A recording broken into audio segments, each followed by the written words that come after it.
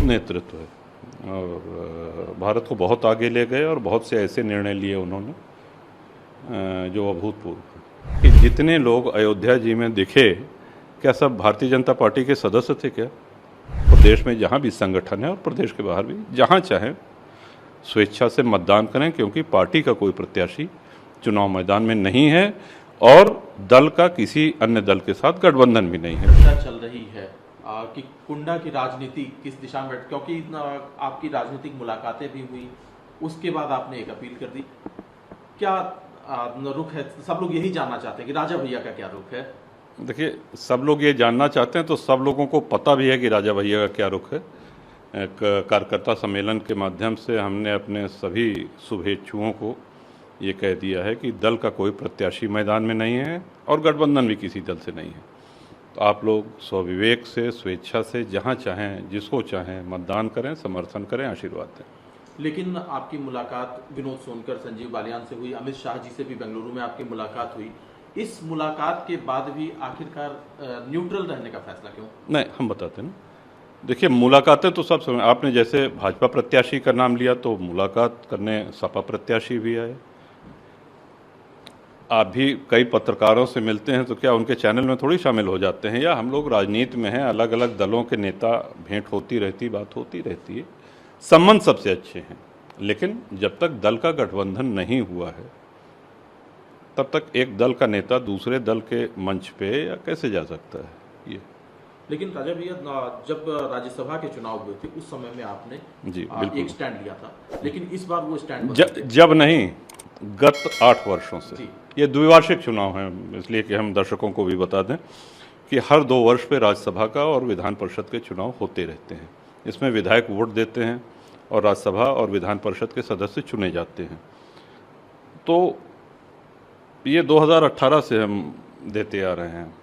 जब आवश्यकता पड़ती थी तो भाजपा के संगठन के कुछ लोग आए और माननीय मुख्यमंत्री जी ने बुलाया, उन्होंने कहा कि वोट चाहिए, हमने कहा ठीक है, तो तब से हम देते आ रहे हैं। लेकिन जो आपका स्टैंड है तो उसको लेकर के कार्यकर्ताओं में गुट बन गया है, कुछ लोग सरोज जी के समर्थन में खुलेआम देखे गए हैं, तो आप जो जहां है खुलेआम है, उसमें कहीं कोई दबने वाली बात नहीं है। जो जिसके भी समर्थन में खुलेआम है। अच्छा भैया, जो आपका स्टैंड है, आप पिछले कुछ दिनों में जो बयानबाजी हुई, लगातार राजा भैया को ही, देखिए, हाँ, हम एक चीज़ ये कहेंगे कि हमारे लिए ये मैटर करता है कि हमारे समर्थक, हमारे कार्यकर्ता वो प्रसन्न हैं जिनकी बदौलत हम हैं। तो हमारे इस निर्णय का उन्होंने स्वागत किया है, वो प्रसन्न है। लेकिन जिस तरह से निजी तौर पर आपको चुनौती देने की कोशिश की गई, अनुप्रिया पटेल है, चाहे जो यहाँ से सांसद है विनोद सोनकर, या क्षत्रिय समाज को लेकर के कई बातें कुछ लोग हमको किसी ने चुनौती दी है ऐसी कोई जानकारी हमको नहीं है। और जो बयानबाजी है हुई है क्षत्रिय समाज को लेकर, उसको लेकर के कोई नाराजगी नहीं, यहाँ पे किसी ने बयानबाजी नहीं करी है। जो मोदी जी का नेतृत्व है या उनका व्यक्तित्व, उसको लेकर के आप क्या सोचते हैं?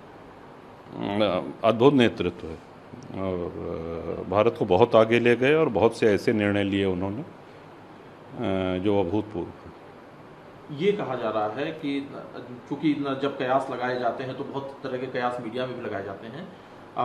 राम मंदिर का जब इनॉग्रेशन हो रहा था, प्राण प्रतिष्ठा हो रही थी, तो उस समय में ये कहा जा रहा था, आप चूंकि वहां दिखे तो ये लगा कि राजा भैया भारतीय जनता पार्टी के समर्थन में है। क्या फिर इस तरह की चीजें कैसे हो गई? एक हम आपसे ये प्रश्न पूछेंगे कि जितने लोग अयोध्या जी में दिखे, क्या सब भारतीय जनता पार्टी के सदस्य थे क्या? आप बताइए, ऐसा तो नहीं है ना। भगवान श्री राम में जिनकी आस्था है वो वहाँ पे थे और परम सौभाग्य कि उनको निमंत्रण प्राप्त हुआ। हमारे पिताजी को भी निमंत्रण प्राप्त हुआ, हमको भी मिला। वो आयु अधिक होने के कारण, स्वास्थ्य के कारण नहीं जा सके और हम गए, और ये हमारा अहोभाग्य है कि दर्शन प्राप्त हुआ। भैया, सिर्फ 2 सवाल और मेरे रहेंगे। एक सवाल मेरा ये है कि अखिलेश यादव के लोग खुल करके कह रहे हैं कि राजा भैया को हमारा समर्थन प्राप्त है, ये बार बार कह रहे हैं, वो खुले मंच से कह रहे हैं, तो इससे भी राजा भैया को समर्थन प्राप्त है? राजा भैया का समर्थन प्राप्त है। अच्छा जी, तो इससे भी एक सवाल उठ रहा है कि शायद राजा भैया उनको समर्थन दे रहे हैं। हमारे जितने भी समर्थक हैं सब स्वविवेक से जब हमने कह दिया तो जिसको चाहे उसको समर्थन दें, कहीं कम कहीं ज़्यादा हो सकते हैं, और बिल्कुल अगर कोई कहता है तो हमको कोई इसकी चिंता नहीं है। जी, एक अगर अपील करनी हो जी क्योंकि, और ये जनरल अपील जी, सिर्फ बिल्कुल, समर्थकों को बिल्कुल, नहीं, एक जनरल अपील वोटिंग को लेकर के, तो राजा भैया क्या कहेंगे?